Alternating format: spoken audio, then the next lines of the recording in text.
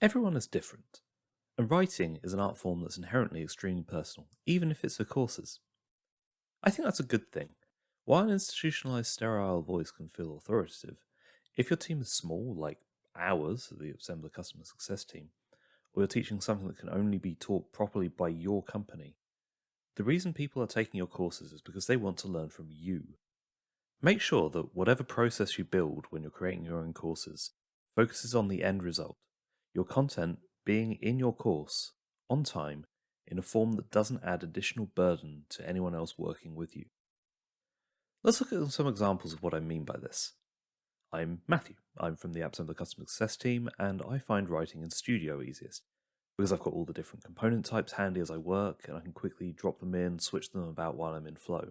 This is how we typically recommend our customers try to work, because it makes full use of the platform and lets the rest of my team see how I'm getting on, and it also lets them reference my content while they write a different section of the course. Later on, I edit things down and look for even more opportunities to add more interesting interactivity or different media types like video and images. I actually regularly write in HTML rather than the text in the visual editor because I have those skills and I find it more flexible. But my way of working doesn't work for everyone. This fictional author, let's call her Erin, she finds that anything other than a plain text document is extremely distracting to her and breaks her out the flow of writing. Rather than working straight in Studio, Erin writes all her written content up on her laptop in a text or markdown editor, and importantly, regularly transfers it in chunks into the platform, then cuts it up to add things like interactivity, styling, images, all that good stuff. This isn't meaningfully any better or worse than my method. The content still ends up on the platform for all to see while they're working, and it still gets all the same interactive pieces, but just how it gets there is very different. But now let's look at a different author, Bob. Bob's workflow is still personal to him, but it's very disruptive for the rest of his team. Bob writes in full Word documents offline on his desktop, and he just wants to hand them to someone else once he's fully done with an entire section, as if he's fleeing content over the wall. This is sadly how a lot of companies and universities write courses today, and it's one of the most inefficient things you can do. Not only does it require an extra person or multiple people just to turn those documents into a course, but it also makes little to no use of the platform's features. Essentially, instead of writing a course, Bob is writing documentation, which has to be converted into a course by other people.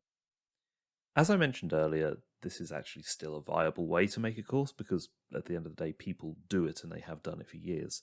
And it can be a reasonable way to work with a subject matter expert who has basically no time to engage with your platform and no idea how to make online courses. But you essentially multiply the number of people who need to be involved with this course.